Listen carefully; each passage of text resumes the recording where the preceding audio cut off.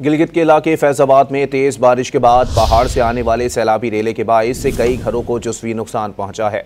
Assistant commissioner Gilgit captain retired Adil Ali के मुताबिक फैजाबाद में रात गए आने वाले सैलाब से कुछ घरों को नुकसान पहुंचा है।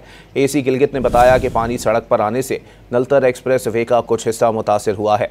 असिस्टेंट कमिश्नर ने बताया कि 3 मुतासरा घरों के मकीनों को महफूज मकाम पर मुंतकिल कर दिया गया है। इंतजामिया और रेस्क्यू की टीमें मुतासरा इलाके में पहुंच गई हैं।